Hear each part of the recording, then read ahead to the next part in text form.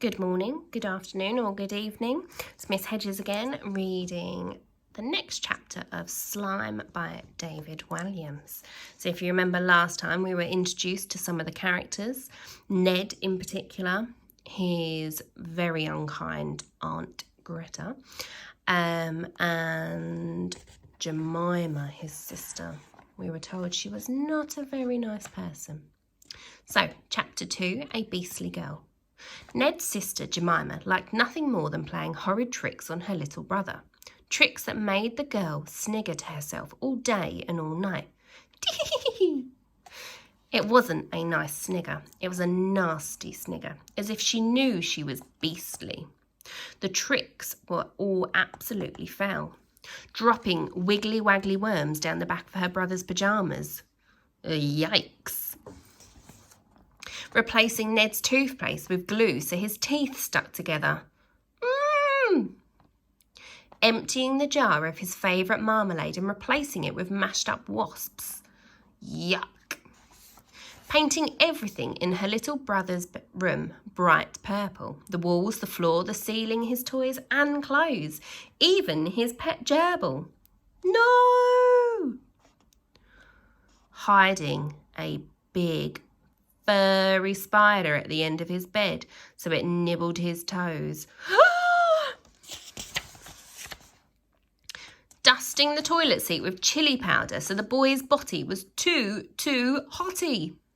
Swapping Ned's favourite chocolate-coated raisins with gerbil droppings. Ugh.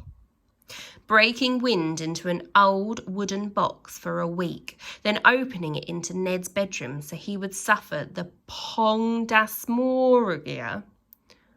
Pooh! However, all this was nothing compared to the nightmarish trick Jemima was planning for her little brother. Well, she doesn't sound very nice at the moment.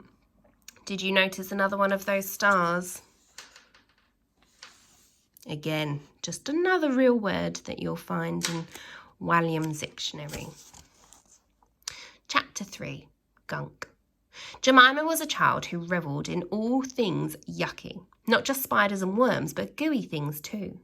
All around the little cottage where the family lived, the girl had hidden gunk in jars. Things you found under rocks, things you found at the bottom of ponds, things you found lurking down the plug hole. Jemima would scoop up anything nasty and deposit in a jar. Over time, she had collected hundreds and hundreds of jars, all of different kinds of gunk. Every single one had a label on it, so Jemima could remember what was what. One shudders to think how the girl collected some of these revolting things. You would not want to touch this stuff with your bare hands. Oh my, look at some of those jars.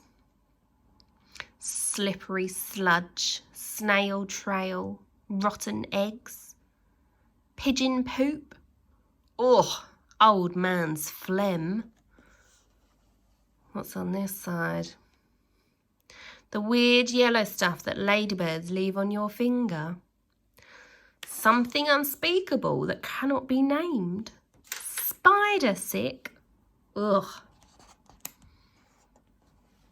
At the bottom of every wardrobe, at the back of every cupboard, under the floorboards, there were jars and jars and more jars. Jemima was stockpiling them in the family cottage as she wanted to play the most humongous trick on her little brother. A trick that would make him scream the house down. Ah! A scream that would echo all over the Isle of Mulch forever. Jemima would snigger herself to sleep, thinking about her devilish plan. There was just one problem. Her little brother was onto her. Chapter 4, Bogies Under the Bed. Ned found the jars, just one jar at first, in a deep sleep. Ned had rolled off his bed in the dead of night. Thud. Ouch! The fall woke him up. Just as he was about to haul himself back up, Ned noticed something glinting in the darkness under his bed.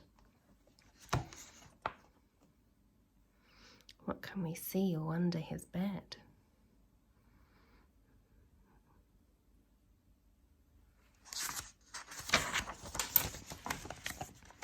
He reached out and found it was a jar. The label, in his sister's scrawled handwriting, read simply, bogies. On closer inspection, he discovered it really was a jar bursting with bogies. They looked very much like Jemima's. Not that I know how you'd know what your sister's bogies looked like.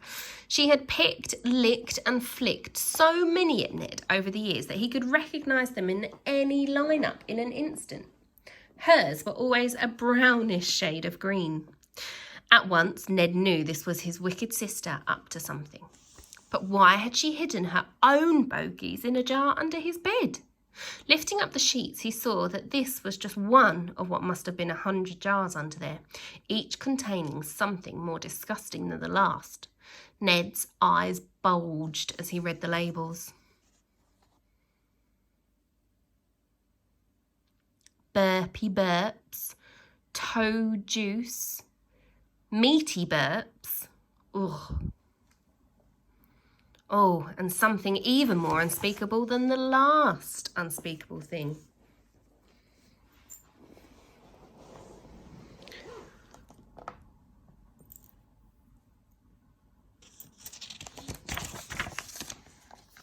One by one, Ned pulled all the jars out from under his bed.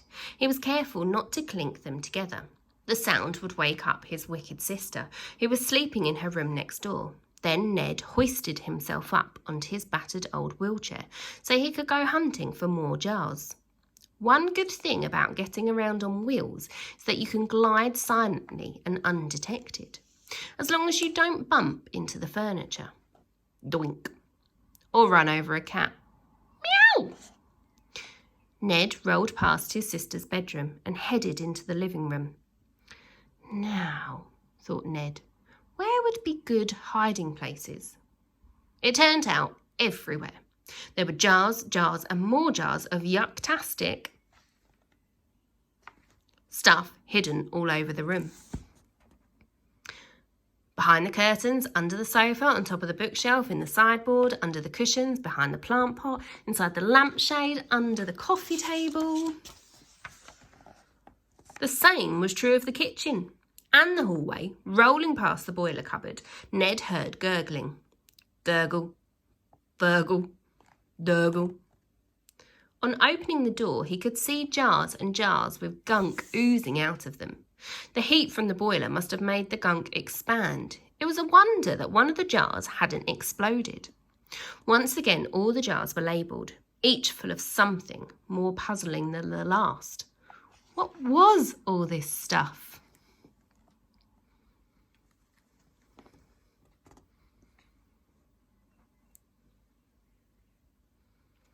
And more importantly, what was she planning to do with it all? The boy approached his mother and father's room. He peeked through the gap in the door. Their bed was empty. It was the early hours of the morning. The pair were already at work. No doubt Dad was heading out to sea, and Mum was setting up her market stall. A quick search by Ned of the back of their wardrobe revealed jars, jars, and more jars. Curiouser and curiouser, he muttered to himself. Then the boy rolled back into the hall, making his way towards the dreaded sister's bedroom. Trundle, trundle, trundle. Ned was sure somewhere in there would be the answer. He put his ear up against the door. Jemima was fast asleep, snoring like a steam train. The sign on her bedroom door read, "Entry strictly forbidden. Any unauthorised persons who go beyond this point will get a boot up the bottom." Now was Ned's chance. The boy took a deep breath. Then, as quietly as he could, he opened the door. Click. And gently rolled himself inside. Trundle. The boy hadn't been allowed in his sister's room for years. No wonder she kept everyone out. Her room was full to bursting with jars and jars and more jars of, gunk. There must have been thousands upon thousands of jars in there, all the way from the floor to the ceiling. No wonder Jemima had resorted to hiding the jars all over the house. There was no more room in her room. It was a miracle she could even get in or out. As Ned watched his sister sleep, noting that she wore her steel-cap boots in bed, he scanned her bedroom for clues. There must be an answer somewhere to what she planned to do with all these jars of gunk. In a corner of the room were Jemima's school exercise books. Ned knew that his sister never did a scrap of work at school, so was surprised to see how well thumbed the books looked. Upon opening them, Ned discovered that they weren't full of schoolwork at all. Oh no, they were full of plans for the diabolical trick she was about to play on him. But we'll find out more in the next chapter. Thanks for listening. Take care.